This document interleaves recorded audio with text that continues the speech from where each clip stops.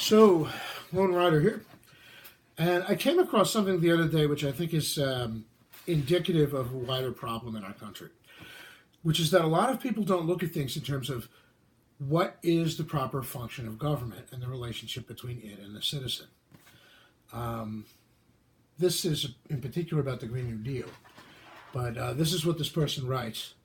In response to people pointing out that the Green New Deal would be massive governmental overreach and problematic and it's also kind of ridiculous. Points that I've made and other people have made as well. Quote, you criticize but offer no alternative. Doing nothing is not an option unless you want disaster. We Americans should work together to make the GND what we want it to be. Do you want better health care, better infrastructure, better national security, better air, water and food quality, better jobs, better benefits, blah, blah, blah. And they go on and on and on. Now, I don't think there's a dispute that anybody wants these things to be better. Right? We'd all benefit from better jobs, better infrastructure, better health care, better benefits. But here's the thing.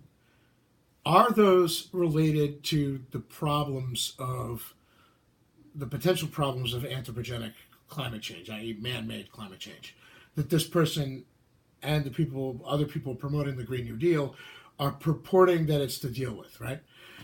If the whole idea is to deal with trying to prevent a massive environmental disaster, why are you throwing stuff in there about healthcare and infrastructure and food quality and jobs and benefits? It seems to me that if there really was some kind of serious impending natural disaster, that would be the sole focus of a targeted effort, right? So that doesn't make sense. But there's an even bigger problem. There's an even bigger problem here. And it's that not a single one of these things that this person mentions, with the possible exception of national security, depending on how they define it, fall under the rubric of what the government should be doing. Not a single one of these things are something, that better food, better water, better infrastructure. These are all things I think that we can all agree we want. But none of them are the job of government, right? Again, with the possible exception of the national security thing. It just amazes me that this person I don't know. It's like they never stop to ask themselves the most basic question whenever you're coming up with a government policy or deciding which government policy or proposed policy to support. It seems to me the first thing that you should ask is this something the government should be doing in the first place? And, frankly, these things are not under the rubric of government. They don't fall under its just and proper functions. Right? So it just boggles my mind that there are people out there who, obviously there are people out there who think like this, so we wouldn't have folks talking about things like the Green New Deal. But when you have somebody go through a whole spiel like this, and the fact that the first sentence is, you criticize but offer no alternative. Why does that seem so strange to you? Part and parcel of the criticism of the Green New Deal is that this is stuff the government shouldn't be doing anyway. So if a person's criticism is going to be that this entire thing falls outside the rubric of the proper conduct of government and the proper relationship of the government to the citizen and vice versa, why would that same person voicing the same criticism then come up with their own version of that, if their whole point is that the government should be doing this in the first place? What alternative should they offer, right? If I'm going to say, well, the government shouldn't be, telling people whether to eat meat or not, for example. So then you're criticizing but not offering an alternative. Should I offer a different version of command economy for the dinner table?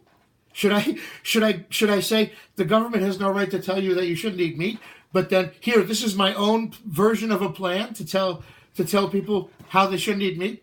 How do you square that circle, right? You can't. The fact that this person not only is going down this whole litany of things that don't fall under the rubric of government in the first place, but that their response to people who point that out is to say, hey, you criticize but offer no alternative. In fact, that's their first sentence. You criticize but offer no alternative. Since these things don't fall under the rubric of government, there is no alternative I can offer, because my whole point is that this sort of thing, it's outside the purview of what the government should be doing in the first place. And it just amazes me. I guess it's an indication that there are some people who, either they don't put a lot of thought into what they're doing, or they're starting their thought process, halfway through, and they're skipping that first step of, when you're considering, what to do about a problem or an alleged concern or whatever, the first thing you should ask yourself is, what can we do? And not just what can we do in terms of what's physically possible or practical. What can we do within the limitations that are placed on the power of the government by the Constitution, the Bill of Rights, the overall philosophy of what the purpose of government is intended to be in this country, etc. And, there's a lot of things the government could do to address problems, both, real and perceived. But most of the things the government could do are things that it's not allowed to do. Most of the things the government could do, if it just had a blank check on power, are things that would actually have serious negative consequences for many people. Most of those things would fall under the rubric not of proper government conduct, but of tyranny, of injustice, of abuse. So, this is a very important step in the process of assessing, what policy to come up with or to support or to advocate for. The step of, is this something the government should even be doing in the first place? And this person has skipped that first step. Or worse, their view of the purpose of government is different from that enshrined in the Constitution and our system and our society and our, how our government has generally been construed in this country, which is that it has certain powers and only certain powers, and it's limited by, the effect its policies would have on the rights of the people in the country. The government cannot just do whatever it wants. It can only do what it's allowed to do in order to protect people from governmental abuse and overreach. But instead, this person seems to be saying, well, the government should do this, and if you say you don't like that idea, well, what's your alternative? You're not offering one. Yes, I'm not offering an alternative, and neither are many of the other people who criticize this, because their whole point is these are things the government should be doing anyway. Right? Everybody wants cleaner air, cleaner water, better jobs, better benefits, but what people supporting things like the Green New Deal and so on and so forth don't seem to have stopped to ask themselves is, are these things the function of government? And so this is just, it was a weird thing I came across. I don't know how many people think like this in the country, but, or I should say don't think like this.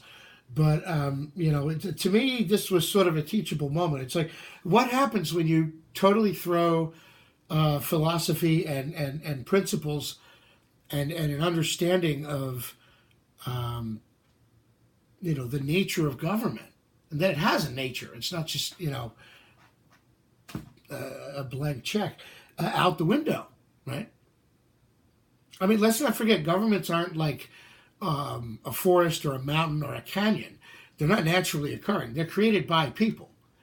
And they're created by people for a purpose and with certain powers and limits and so on and so forth, depending on the type of government and where it was created and why it was created. And in the United States, you look at the history of government here, and it's quite clear that the government was intended to do some basic stuff and that the main concern people had when creating the government was that it would become too powerful and too intrusive, and so it was necessary to put limits on its power. And that it's the whole reason it was created was, I mean, you read the Constitution, you read the Bill of Rights, you read the Declaration of Independence, even, and all the documents related to the founding and establishment of this country. And from day one, it was said that the purpose of the government is to secure the rights of the people, not violate them under numerous environmental pretexts. So this person, yes, we all want better air, better jobs, better whatever. But ask yourself, is that the purpose of government? And would attempting to make it so stray the government so far from its, actual proper functions that it risks violating those rights it's supposed to protect in order to work towards these goals, which don't really fall under its rubric anyway. The fact that somebody in this day and age would write a paragraph like this says that in this day and age, there's a lot of people out there, I don't know how many, but presumably this isn't the only one, a lot of people out there who don't understand the nature and purpose of government in this country and its history. And that's kind of frightening, right? Because how are they supposed to participate in our society in terms of, advocating and voting and doing the things that people do, involved with politics and with the government in particular, going forward if they don't understand what its purpose and limitations are, right? That's kind of worrisome. But I thought it was a good teachable moment because nothing illustrates the difference between people who are starting with the basic premise of the government has a specific nature and a specific purpose and it shouldn't stray from that. And the people who are just like, hey, do whatever, man, than something like this. And the problem is that, hey, do whatever, man, attitude is you're basically giving the government a blank check and unlimited power. And I don't think there's any government in the history of the world in any nation that has turned down an offer like that or that has failed to abuse it. So, just a thought. But yeah, this is interesting that this person seems to think that better healthcare, better air, water, and food quality, better jobs, and better benefits fall under the rubric of the government, for Pete's sake. What times we live in, right?